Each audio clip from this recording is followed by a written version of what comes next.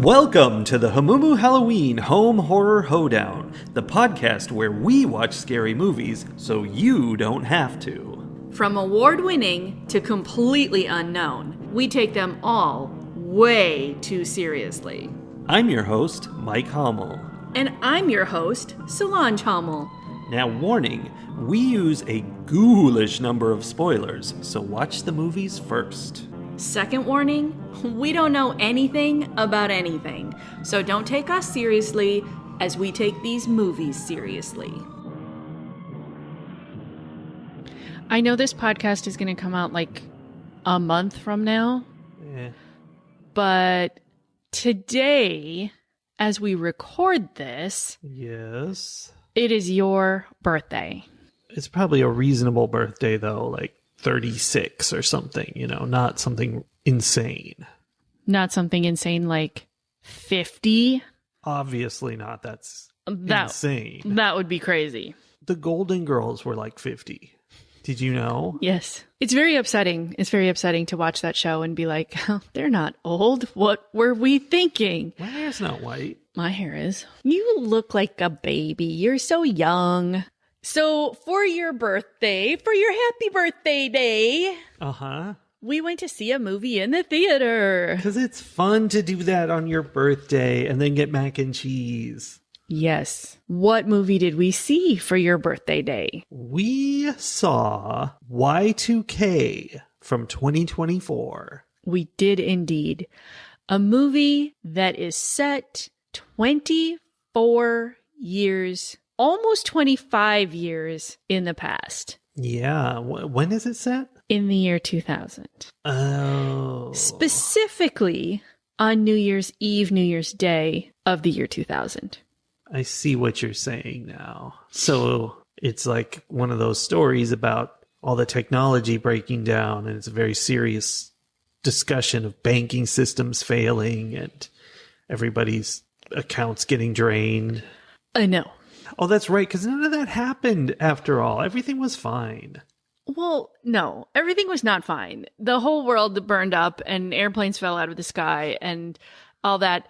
But none of the reality of it was really addressed in this movie. It was entirely about how immediately after the new year, like clock strikes 12, within seconds, the internet becomes sentient and reaches out into the real world and starts building human-shaped robots out of basically anything that had a battery in it. Toys. Yes. And I think maybe a lawnmower, hedge trimmer. Calculator. A lot of TVs. A lot of pagers. Yeah. Tamagotchis. Yeah, at one point, one of the robots confiscated a pager from a corpse, and I was like, oh, that's going to be interesting. Is he going to like send a page to something? No, it's just some extra stuff. Mm-hmm. So the premise of this movie was that as of Y2K, that Y2K bug, the one where prior to the year 2000, computers were programmed with only 2 years in the year. And then they were like, oh my gosh, all the computers are going to think it's 1900. Mm-hmm. And then they'll be like, I can't function in 1900. I didn't exist. Exactly. Crisis. Computers are very concerned about anachronisms. Yeah, absolutely. Instead of that, it was more that like, apparently that bug was going to lead to them having a whole uprising, and the people who were going to most immediately deal with this are a group of juniors from some high school in, I don't even know if it told us what state they were in. I don't know. It's a place called Crawford. Whichever state has a Crawford. It's kind of a nondescript location. Yeah. Yeah, so they have to fight off the robots, and thankfully there's this one girl who knows coding. Girls knowing coding. They did complain about that. And she is able to install a bug that goes and spreads to all of the infested robots, again, immediately. Yeah. It takes the whole movie for it to be downloading or uploading or whatever it's trying to do. No, that was the human assimilation that was counting down, which I have some issues with. Oh, wait. So the only reason it was taking a long time is because it takes time to make the humans walk through into the machine. The like machine, which really looked a lot like when you go to the airport and you go through like the x-ray machine and they make you stand on the spots and put your hand above your head. It did, but it also looked a whole lot like the teleporter from The Fly with all the white smoke coming out of it. Yeah. Yeah. Well, I mean, okay, the part the humans went into looked, it was like the size of that. Yeah. And then it was just this Black Widow's web of toys and wires and screens and all the things. And one would think that they were like connected to one another in some way because in some way they must have because been. They should have been communicating with each other. That's why they joined together. Only once she defeated it, spoilers, it literally just collapsed around them into a pile of junk. That's because we know that these machines can move wires around like they're tentacles. And so they were just holding on to all that stuff. And so when they died, they just let go. That's not how wires work. That's exactly how wires work. I took electrical engineering as one of my required courses in computer science. Okay. And I can tell you that is how wires work. So I feel like I can tell you didn't do very well in that class. I got a C, actually. Yeah. Okay, so Y2K immediately causes all of the items in the world that contain batteries, whether they are internet connected or not, apparently, to join together, rising up against the humans. Except a few specific items that, for me, were problematic. Number one, they're trying to get out of the house at the very beginning of this disaster, and they all end up in the garage. And they're like, okay, we're going to hit the garage door and we're all going to run out. Mm-hmm. And there wasn't even, somebody mentioned it, but there was no moment where the garage door threatened them in any way and was like about to cut them in half or anything. And I was waiting for that. Mm-hmm. Then also, one of the characters was running around with a video camera for 90% of the movie, which was no threat. Mm-hmm. It was just a regular video camera, which a robot eventually stole and added to its body. Yeah. The other thing is, everything else came alive and just did whatever it wanted to do, whether it was being used or not. Yeah. Right? Yeah. Like the dishwasher was not running, but it somehow was alive enough to like flop the door out so it could trip someone. Yep. Like dishwashers do. I mean, dishwashers do that. Mm-hmm. But so everything else was just able to like, regardless of whether it was turned on or not, or whether it was plugged in or not, was able to become part of this collective. Except cars. Yeah. They were able to completely avoid having a car try to kill them by choosing not to get in the car, by choosing not to turn the car on. Yeah. And I'm like, what? Well, you see, Sully, back in the day, cars were not all electronical like they are now. Yeah. They were just combustion engines. I don't know if that day was 2000. I feel like it was 1980, but still. Okay, but by that logic, your dad's accountant calculator also was not running on Windows or something. You know, like there was no logic. Here's the thing about that, and we're going to get into the thing that we secretly discussed after the movie, because this movie was absurd. It was absurd. None of this makes any sense and couldn't happen. It's just nonsense. But this movie presented that this is the world it takes place in, just like if it was aliens running after them, you'd be like, okay, those are aliens, whatever. Mm-hmm. In this case, it's okay, those are electronics, and that's how they work. That's how they work. And I got this vibe from this movie that just like, it felt very indie, where it was all the original ideas of its creator, and he's just like, here it is. And you're like getting a full blast of his personality at you. And this is what you get. And you either roll with it or you don't. And that's much more refreshing than Hollywood studio movies where they're just like trying to follow the formula and appease all the masses and make everyone love the perfectly standard The Rock punching somebody. Yes. Okay, so this is going to sound ridiculous because it's in no way, shape, or form similar, but it almost has a Scott Pilgrim vibe. Yeah, I see. Where there's just like random thoughts. Like when you were saying that, like it's just a blast of this person's personality. It is. It's just like all the thoughts, just like, bleh, this is how I talk.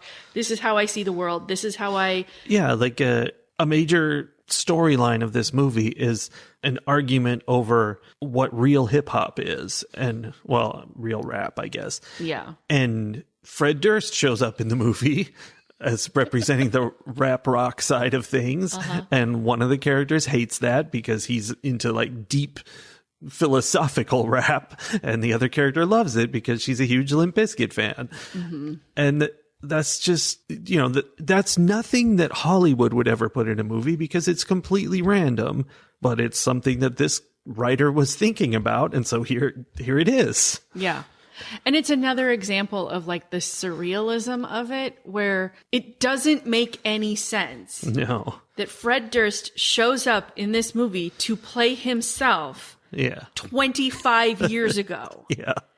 Like, and so he's running around. I mean, we looked it up. He's 54 years old now. Yeah.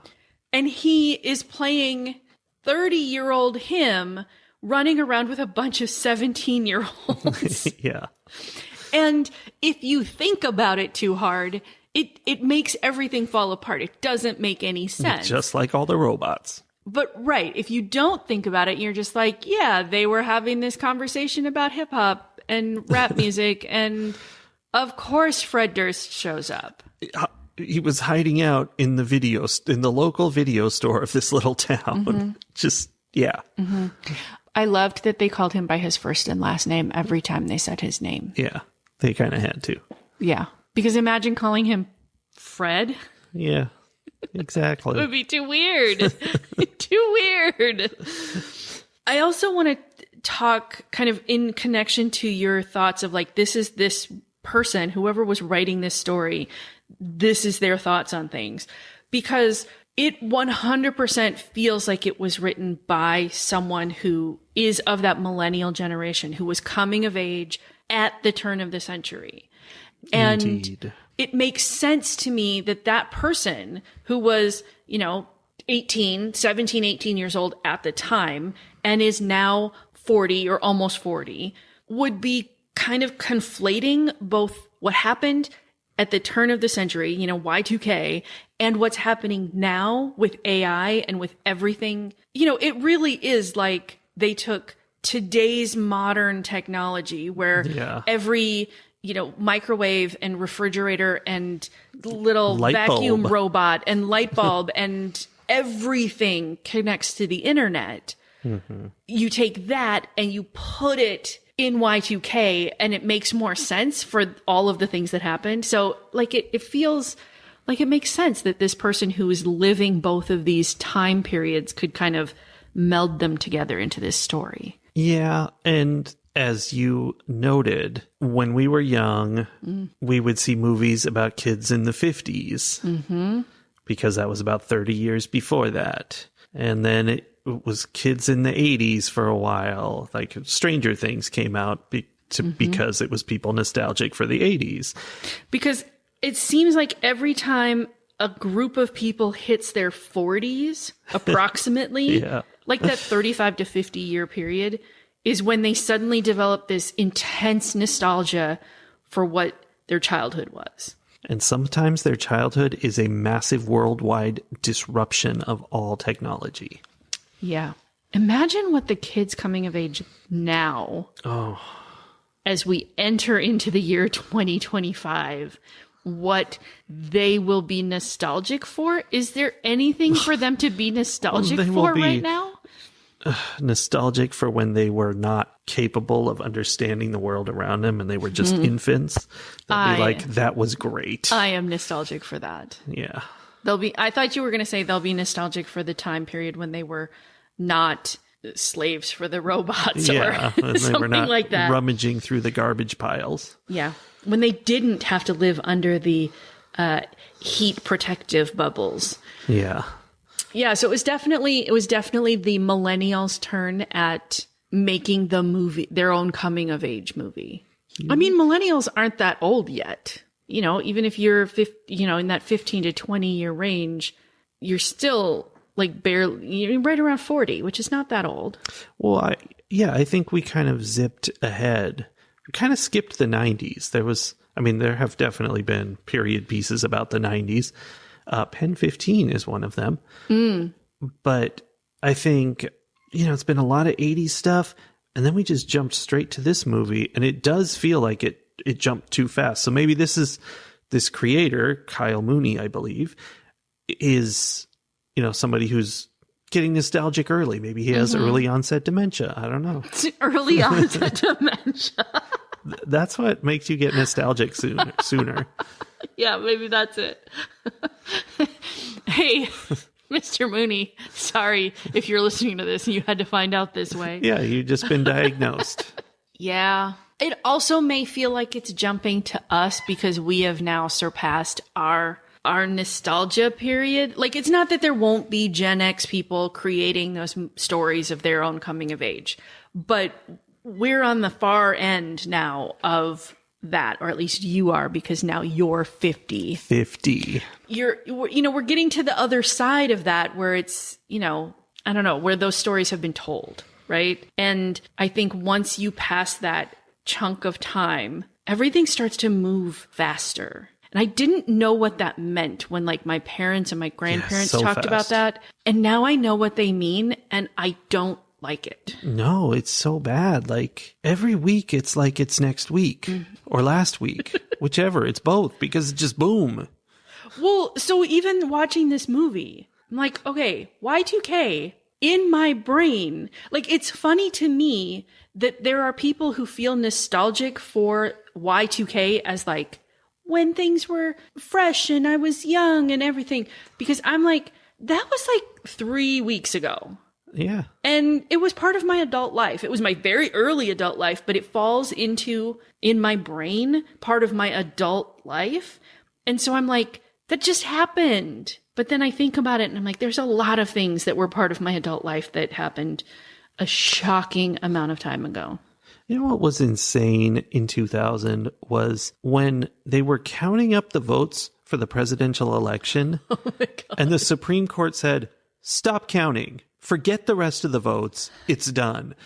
That's not an option in democracy. You can't just decide arbitrarily to cut off the counting before they're done. So there you go, young people of today.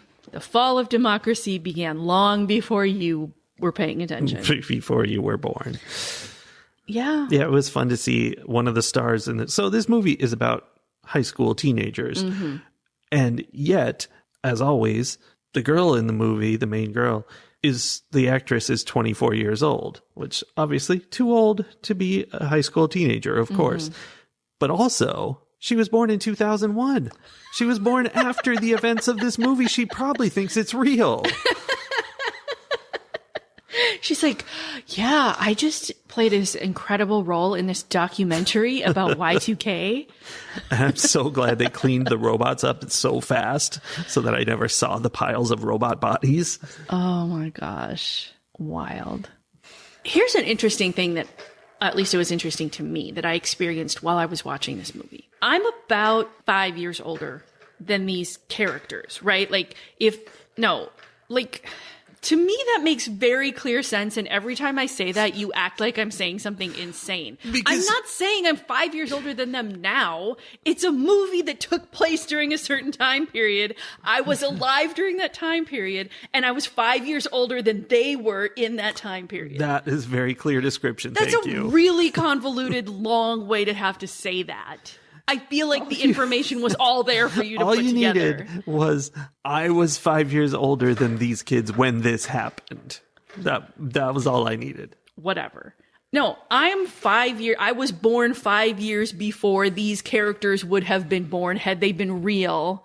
And this movie had really happened. So as I'm watching, I was like caught between feeling familiarity of a lot of things, like, you know, the AOL dial-up noise, the you've got mail, the chat rooms. Like, there was all kinds of stuff where I'm like, oof, weirdly familiar. Yeah, like I things I remember haven't thought AOL. about in a long time. And now, like, yes, I remember those things. And at the same time, most of these kids, I'm like, your slang is annoying. Everything you think is funny is annoying. Like, they are just younger enough than I would have been at that time had this movie been real. You didn't need so much. Just a little bit of that is all you need. They were just enough younger than me that I would have found them annoying, because I would have been graduating college at the time that they were getting ready to enter their senior year of high school. Yeah. And so, like, I would have been just out of touch enough that I would have found their way of living in the world obnoxious, but not so out of touch that I would have been completely disconnected from them. And that is kind of, well, part of the theme of this movie is this idea of being disconnected by getting into the computer world instead of the real world and having all this stuff piped into your brain that you shouldn't have in there. Mm-hmm. It's deep. Now, when we talk, though, you being 4 years older than me, so old. You are almost a full decade. You would have been at that time, had this movie been real, you would have been 10 years older than these characters that these actors who are not that age are playing.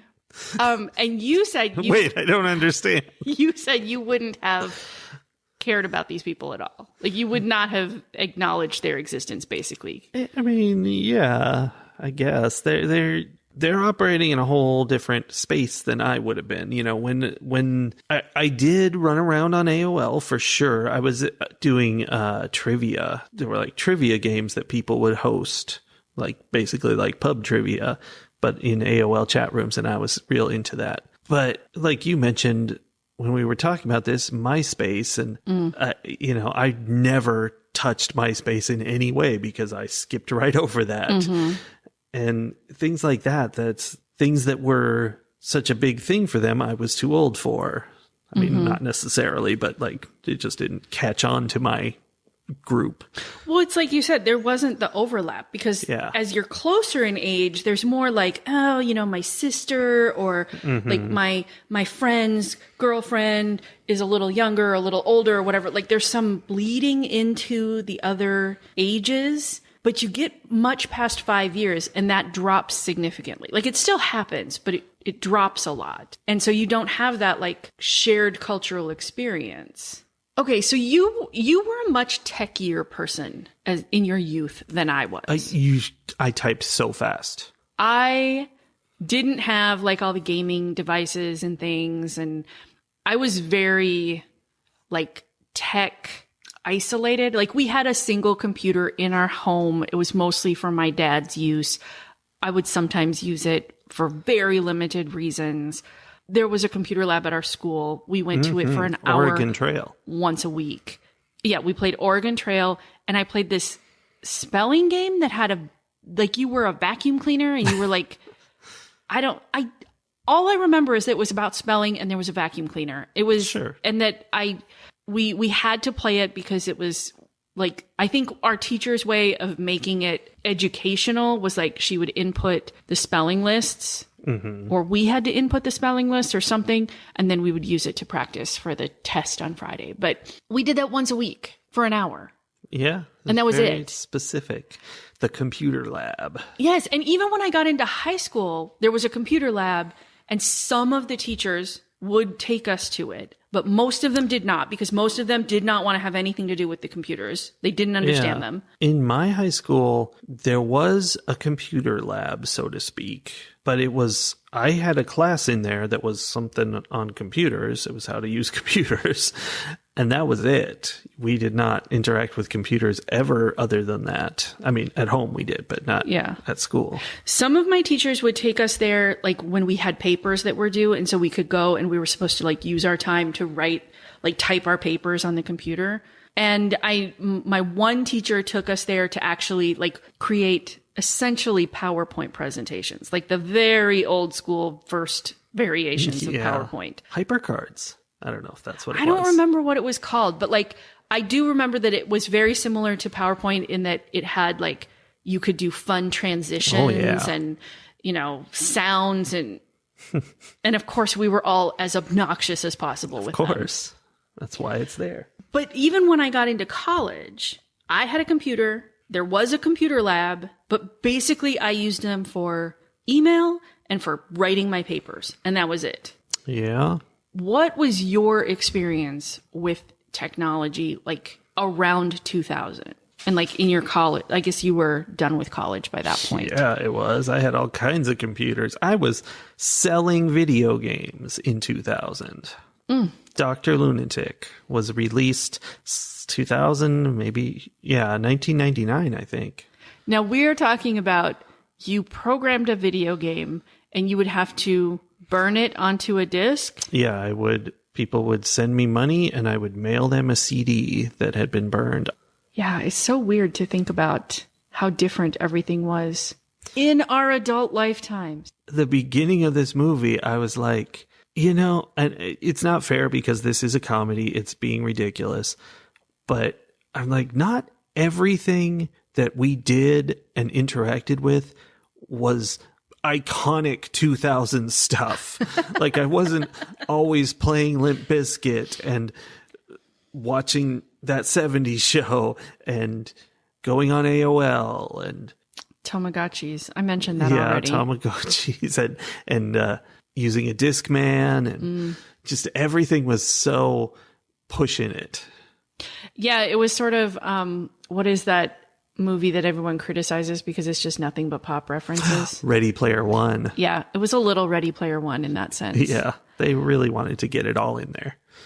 I just was distracted by the fact that you said that 70s show, and I was like, oh yeah, it tracks that 70s show would be coming out in around 2000 because the people who came of age in the 70s were right in that window. It's all the time. It's a very concrete pattern. Yeah, it's the 30-year nostalgia window. Yeah. I know we've been talking about ourselves a lot more than this movie. Sorry. But I want to do that one more time to point out that this movie takes place exactly 29 days before you and I meet using not AOL chat, but another chat called ICQ, which doesn't obviously exist anymore. Yeah. I mean, I don't know that AOL chat exists I think ICQ anymore. still exists. Does it? Someone was saying that just the other day, I think. I don't know. I don't have my password. I can't check. That's weird. Yeah, that's how we met. So almost 25 years ago, we met online, which is super weird. And there was a period of time where I would say I met my husband online and people would look at me like I was crazy. And now when I say I met my husband online, they're like, where else would you meet him? Of course you did. I'm like, I always have to add before it was cool to do it. Yeah. We made sure to not be cool. We have never committed the crime of being cool. It is true. Right. So, okay. What do you think was the main takeaway of this movie? What were we supposed to carry away from the theater with us about watching Y2K?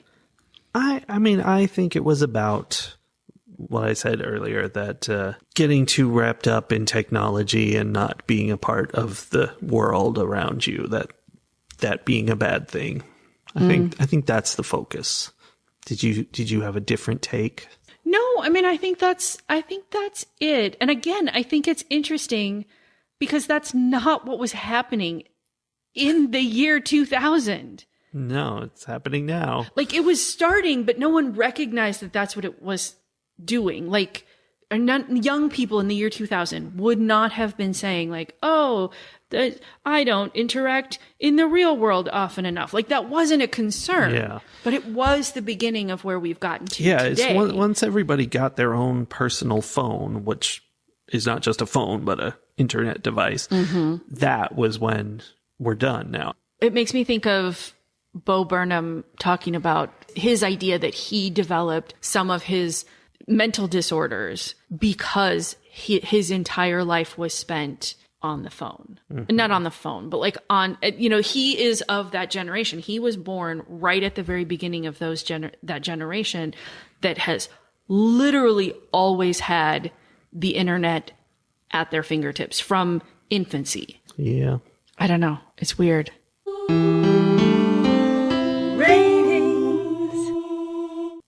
When this movie began, I was like, am I enjoying this? Am I even paying attention to this?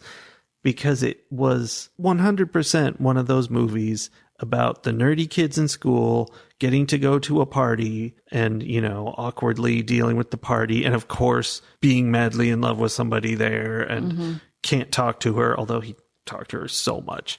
But anyway. Yeah, that was after all their friends died. Yeah. And it was just one of those movies, which honestly, there's plenty of those that I enjoy, actually. But this just felt very generic and just totally one of those. And I knew what was going to happen. So I'm like, okay, but why hasn't it happened yet? Like, I want this to be one of the movies where the first scene is midnight on New Year's and then we just go from there. But nope, had to go through all this character development. And so I really don't think I even enjoyed that part. Like, for the most part, it was just bleh. But then it started picking up when the robots attacked them. And that's when I started realizing how weird this movie was and how out of the box and just strange it was going to be. And that's when I started to appreciate it and say, oh, it's nothing I would have thought of. It's this guy's mind on the screen, and I get to see what his weirdness is. And that's fun. That's what I like. We haven't mentioned the best scene in the entire movie, which is an example of the weirdness. When one of the kids, they've all collected skateboards and roller skates and things in order to get out of here as fast as possible. Because they can't use the car, because if they touch the car, it will kill them. Yeah. So they got their wheels. This one kid's like, oh, I almost qualified for the X Games. And he grabs some rollerblades. And they get outside. He's got rollerblades on. And he looks at this fallen over basketball hoop. And I'm like, I don't even understand what we're doing here. I don't know why he's looking at it. And he's like, oh, yeah, that's so cool. And I'm like, okay. And it turns out the reason he was excited is as it's fallen over, it's a great rail to grind on with his rollerblades. And like, oh, okay, I see. And he goes over and he goes to grind on it. He does it for half a second, falls over on his head and dies. Yeah, he falls down, hits his head on the concrete, gone. That's has just nothing to do with the robots. He's just being an idiot, and now he's dead. And I don't even remember exactly how it was presented, but the way it was presented, like the music just like stops and it's just very sudden. It just is dead. It was the fact that it was after so many important people had died. Yeah. In such dramatic ways. Like there was just so many big, dangerous, the robots are killing us kinds of deaths. And then he just like fails a grind and hits his head and dies. There's no reason he needed to even try, but no, he thought it would be cool. I laughed out loud. Yeah. A lot. And there were only like 4 other people in the movie theater besides us, but I feel like they were maybe concerned for me. That was the funniest thing in the movie. It was really good. And the movie kind of used that same joke several times. Basically, the joke of it seems like something cool is about to happen, and instead it totally deflates at the end. And that's a good joke. It pretty much always works. So I enjoyed that. And this is a comedy horror. It is very unhorror. It's almost entirely comedy. It's just more gory and violent than comedy is normally allowed to be. So just going in, feel free to watch it. It's not going to scare you. It's just funny and silly. And I would recommend it. It's not the greatest movie, but I enjoyed it. And I will give it 3.5 mixed CDs out of 5. And I really respect the indiness of it. And we need more of just whatever people are thinking of. Goofiness. Yeah, I agree with all of that. I think that even the questioning whether we had made a mistake watching this movie during the initial scenes, I was just like, oof, what is happening here? Like, this is a bad movie. Yeah. And in the way that so many of those like teenagers being mowed down by something scary tend to be just so weird and flat, and like the characters are all very generic, and then things kicked off and you start to see the roundness of the characters who are still alive. Yeah, they had more angles. And yeah, between that and, you know, the things that were happening to them and the very like absurdness of it. Yeah, I enjoyed watching it. I think I liked it a lot more than I expected to. And I think it's a good example of horror comedy. You know, that's a very niche genre. Mm-hmm. Like, I think it's hard to do horror comedy well because the expectations from both sides are so contradictory. And this one, you know, they just did a really good job of using the unexpected, which honestly is where comedy comes from, right? Yeah. So like they managed to use the unexpected in ways that were funny. Like I literally laughed out loud in this movie theater multiple times, and I was not expecting that. So yeah, I would also give this movie 3.5 mixed CDs out of 5. Copy. But maybe with like a little bonus track on the end, because it was good. It wasn't the best movie I've ever seen. I don't think this is a world-changing movie, but I do think it's a pretty interesting look into the mind of a very early millennial. Yes, it's fun to see what's going on with millennials. Yeah.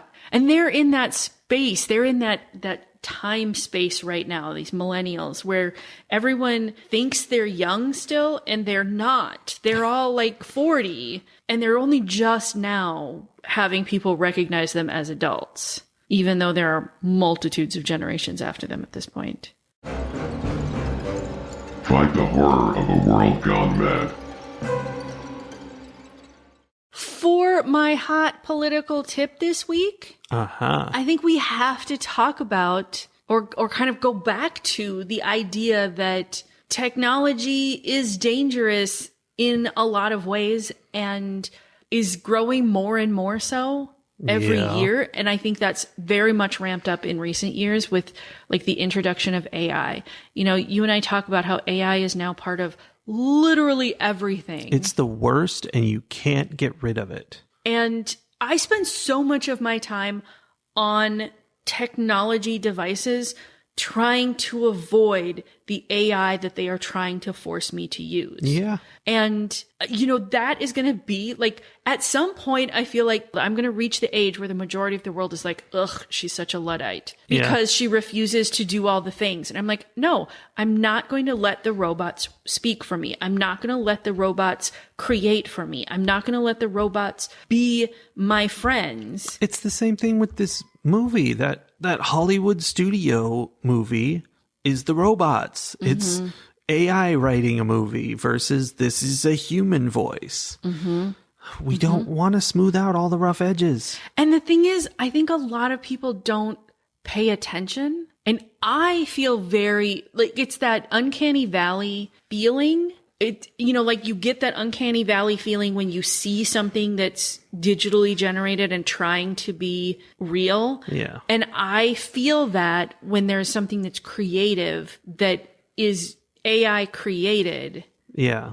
AI art, when it first came out, I would see it and I go, wow, that's amazing. It's so like vibrant and colorful and it's really impressive. And now I can spot it. I mean, I'm not sure this is what I'm seeing, but I can spot AI art instantly and it looks bad. It is vibrant and colorful and it would take a lot of skill for a human to do it, but it's flavorless. It's just trashy. It's, you know what, how it feels to me? It feels manic to me.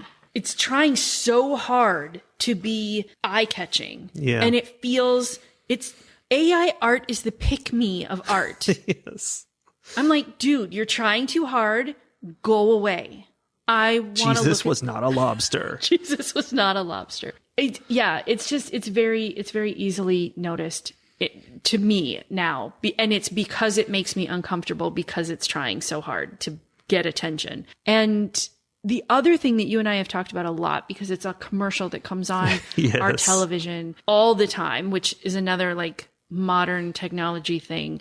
In the 2000s, we were just starting to appreciate forms of media that didn't have commercials. Yes. And now those forms of media have all been commercialized, just like the commercial TV we're trying to avoid. Pay for them and we get commercials on them. Oh, it's disgusting. Anyway, on like Netflix or Hulu or wherever, we see this ad all the time for Gemini, the like AI friend that's on your phone. Who the ad is entirely, it's not like Gemini can do things for you. Gemini can make appointments. Gemini can, it's not about that. It's just like, hey. Because it can't. Because it can't. Not reliably, at least. Instead, it's like, hey, are you lonely? Are you scared? Do you wish you had someone to talk to? It's okay. You can talk to the robot in your phone about anything. Just have a nice little chat. And I'm like, no, you know what? The people who are so isolated and lonely and depressed absolutely do not need. They do not need an imaginary friend that they have control over who is going to give them who knows what kind of advice. Oh, because we just saw the article about the gosh. kid who was told to kill his parents by AI characters. By a chatbot, yes. And that I read more of that article. Like, it's not just him. There are kids who are dying by suicide, who are committing self-harm, who are doing all kinds of things that are really, really dangerous and require like human interaction and professional therapy that they are surprise, not getting from the robot that was trained on the World Wide Web, which is just full of garbage. Cesspool. So, it's upsetting. So anyway, hot political tip. Just destroy all computers. Yes. No, just be really careful about what you are consuming and maintain that awareness of what is real and what is not, and who is telling you the things and why are they telling you the things. And just every once in a while, go outside. And I don't think this is how the kids use this phrase, but like, go touch grass. That's what it means. I'm good with that. Like, literally interacting with the real world is important. And it's not good for our mental health to only have robots as friends. Yes, that's true. I mean, it's great to have It's a little accessibility. racist, but it's true. It's not racist. They're not people. Oh. Wow, Sully. My phone can hear me.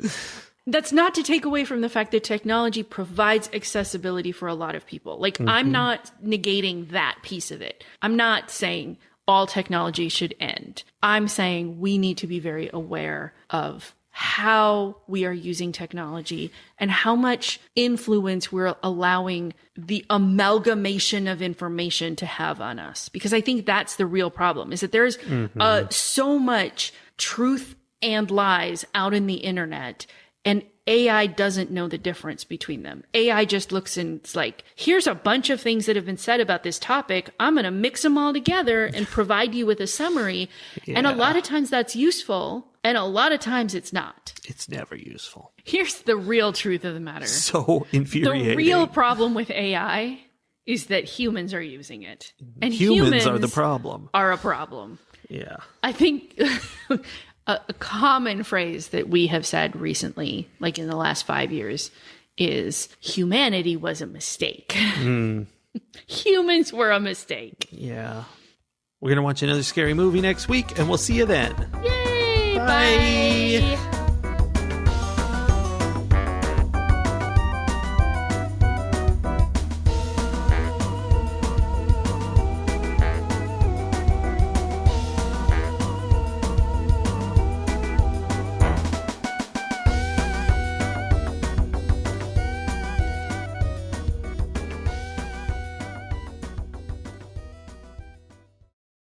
Hello, this is me. I am talking, and these are the words that are coming out of my mouth. Do you understand them? You know that I do not understand the words that are coming out of your mouth. Rush Hour. Rush Hour. We just watched Rush Hour. We didn't. 1998, starring Christopher Tucker and Jackalee Chan. Jackalee? Christopher and Jackalee. I would guess that it was from before. Did you say 1998? That's what I said. I think it's from before 98. Okay, here we go. Rush Hour. 1998. Oh my gosh! Why are you always right about everything? That makes me angry.